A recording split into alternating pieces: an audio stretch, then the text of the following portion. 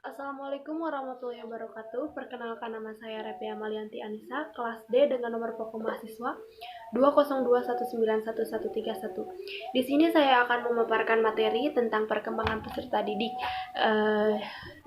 dalam belajar.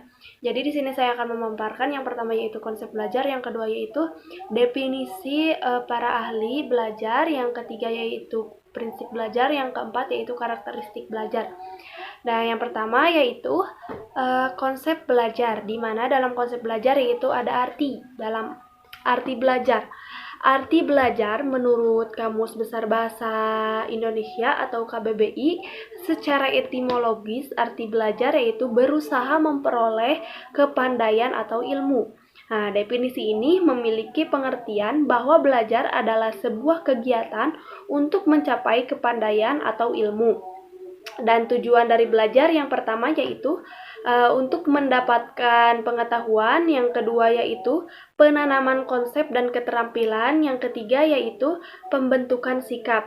Dan juga ada manfaat dari belajar, yang pertama yaitu meningkatkan kemampuan dan pengetahuan, yang kedua yaitu meningkatkan kepercayaan diri, terus ada dapat melihat sesuatu dari sudut pandang orang lain, ada memperluas wawasan, ada juga merubah pola pikir, ada meningkatkan daya kompetensi dan peluang untuk mengembangkan diri, ada menjadi misalnya ingin menjadi pribadi yang lebih baik, berguna untuk bertahan hidup, berguna untuk meningkatkan taraf hidup dan kesejahteraan, memiliki daya analisa dan imajinasi yang tinggi, juga menjadi lebih kritis sekaligus hati-hati dalam memutuskan sesuatu hal.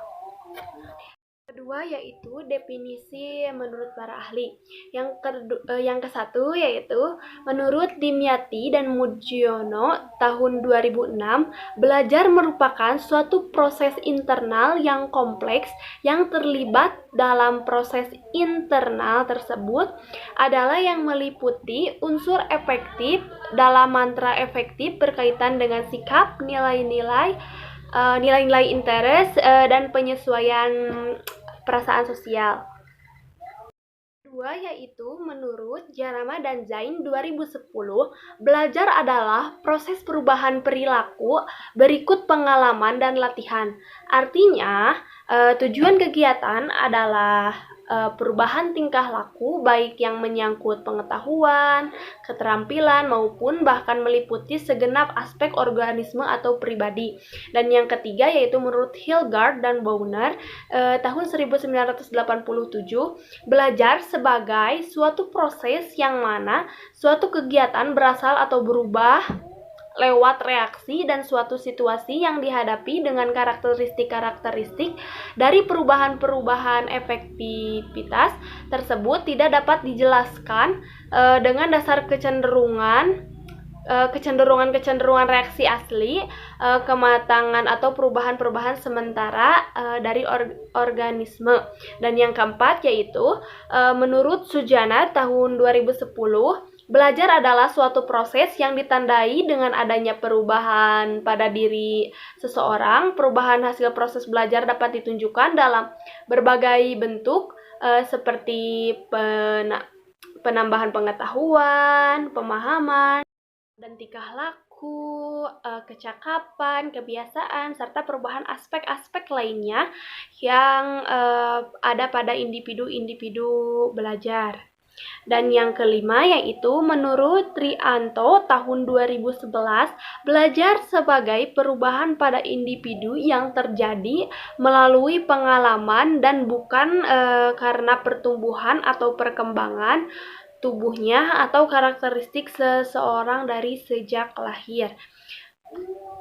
Yaitu prinsip belajar, di mana prinsip belajar adalah suatu interaksi yang berlangsung antara pembimbing dan siswi-siswi. Nah, yang harus disiapkan dalam prinsip belajar yang pertama yaitu perhatian, di mana sebelum pembelajaran dimulai, pendidik hendaknya menarik perhatian peserta didik. Dan yang kedua yaitu memberi motivasi atau motivasi. Yang ketiga yaitu keaktifan peserta didik. Yang keempat yaitu keterlibatan langsung, di mana penguatan yang mempunyai efek yang besar jika sering diberikan kepada siswa. Dan yang kelima yaitu materi pembelajaran dan merangsang dan menantang. Yang keenam yaitu pengulangan belajar. Dan yang keempat, ada karakteristik belajar. Ciri-ciri dari karakteristik belajar menurut Agung tahun 2009, yang pertama, belajar berbeda dengan kematangan. Yang kedua yaitu belajar dibedakan dari perubahan fisik dan mental. Yang ketiga yaitu ciri belajar yang hasil relatif menetap. Dan juga maka karakteristik belajar adalah memiliki tujuan, yaitu membentuk siswa dalam suatu perkembangan tertentu.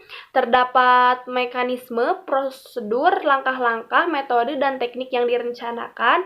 Fokus materi ajar, adanya aktivitas siswa, faktor guru yang cermat, terdapat pada aturan.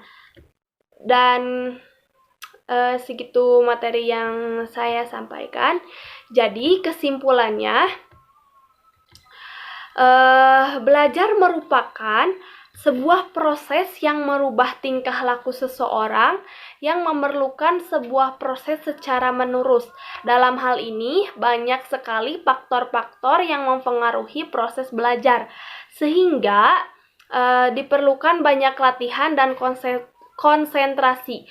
Kita juga perlu mengetahui berbagai teori-teori tentang belajar sehingga menambah wawasan